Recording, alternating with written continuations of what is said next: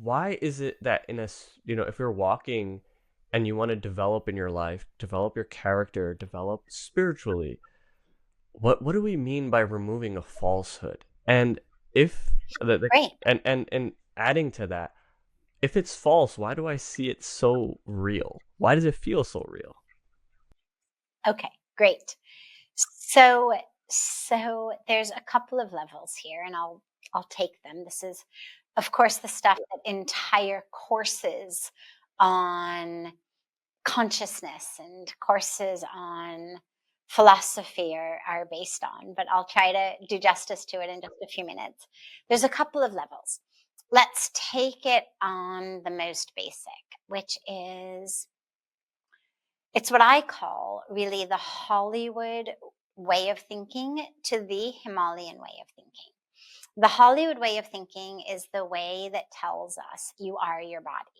And of course, this doesn't exist only in Hollywood. It's just because I personally grew up there and my personal journey has been quite literally, physically, from Hollywood to the Himalayas. And that was the title of my memoir. And so that's been the way that I've been speaking about it. So we just give it that name. When you think of Hollywood, anyway, we obviously understand superficiality, we understand materialism. Hollywood is not known for its spiritual depth. So the Hollywood way of thinking says you are your body, its size, its shape, its color, its bank account, its role, its relationships, its title, its history, everything that's happened to it. That's who you are. And so we suffer. We suffer because you're never, whether you're in Hollywood or anywhere else, you're never beautiful enough, successful enough, rich enough, happy enough. I mean, we're constantly always wanting more, more, more. And so we're suffering a pervasive sense of being not enough. We suffer competition, we're jealousy, envy, because, if I am this, well, then everyone who's more beautiful or richer or smarter or more successful or better at whatever I'm doing is a threat. They're an obstacle. They need to be removed from my path. That's what we call falsehood. And it arises, now taking a little deeper, and then we'll shift into the truth. It arises, you spoke about Maya. It arises because we identify as this body. In our spiritual tradition, in Sanatan Dharma, we believe that actually the core of who you are, and this is the mantra that you chanted at the beginning, that the core of who you are is divine, that we've been created not just by the divine, but of the divine.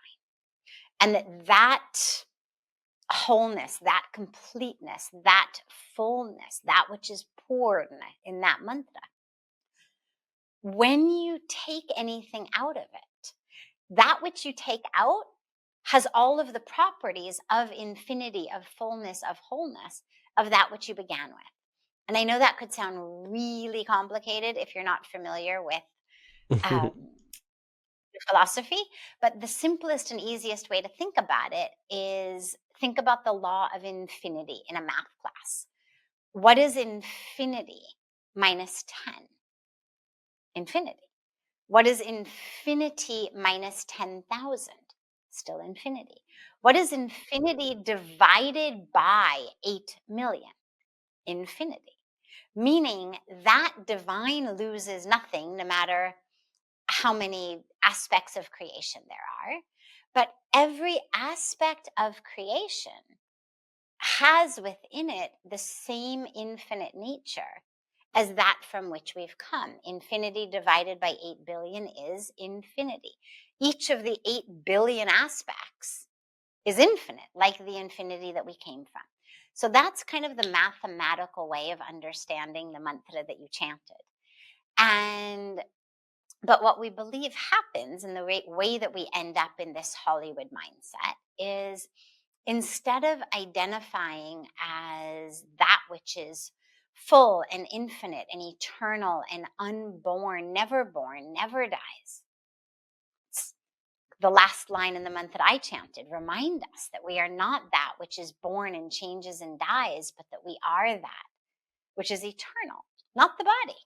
The body is made of matter. The body is going to degenerate like everything else that is made of matter. Right. But I was never the body. I was never the body to begin with. I'm always been soul, spirit, divinity. And so then we come into what I call the Himalayan way of thinking, which is the way of thinking that says you have a body, but you're not the body. You are soul, you are spirit, you are consciousness, you are divinity, you are infinity.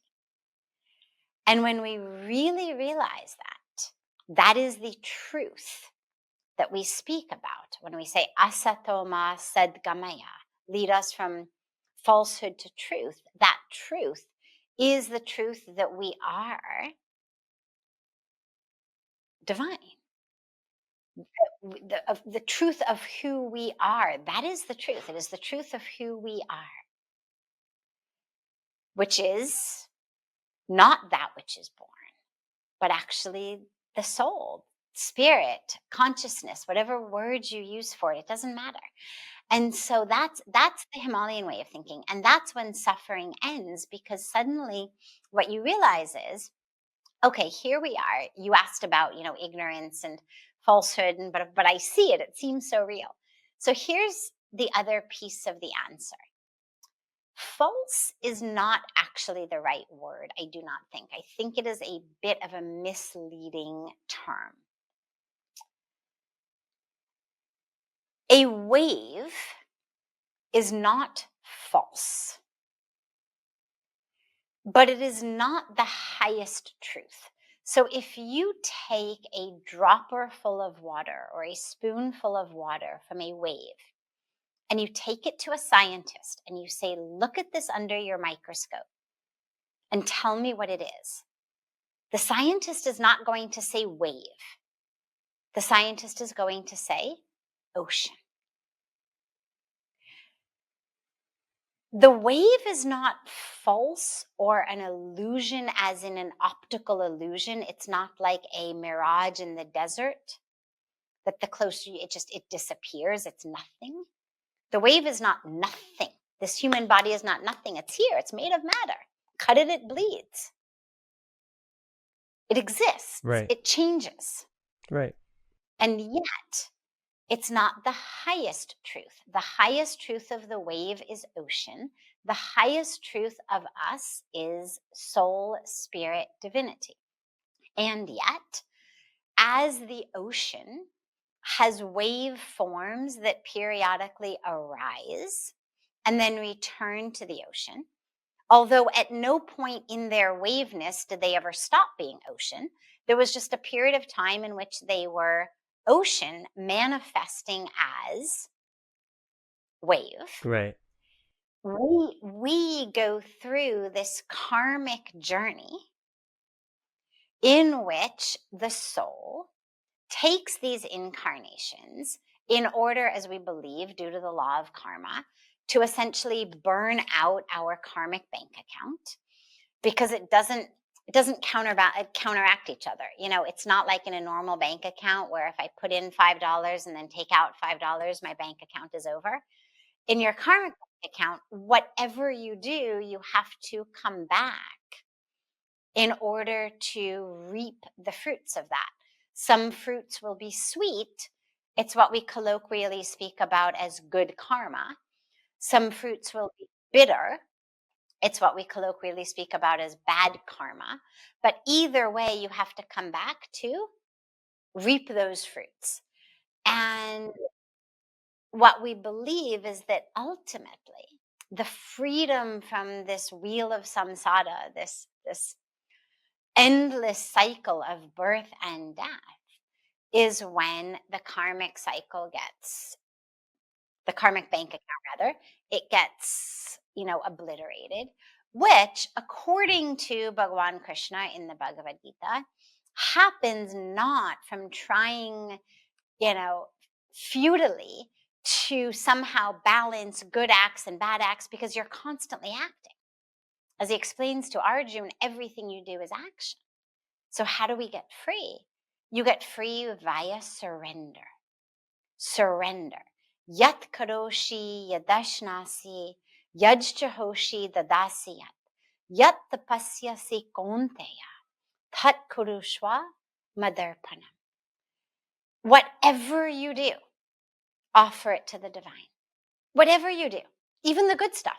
The mantra is full of the good stuff. It's not like, the taxes you cheated on, your, spouse you cheated Right. on, the little white lie. It's not the bad stuff. It's actually the good stuff also. Everything you do, offer it to the divine. Recognize that you are just the channel through which doing is happening, action is happening. Like a microphone would never stand up and give, a bow or a curtsy at the end of a great concert or a speech. It's, aside from being inanimate, it understands it's just a tool.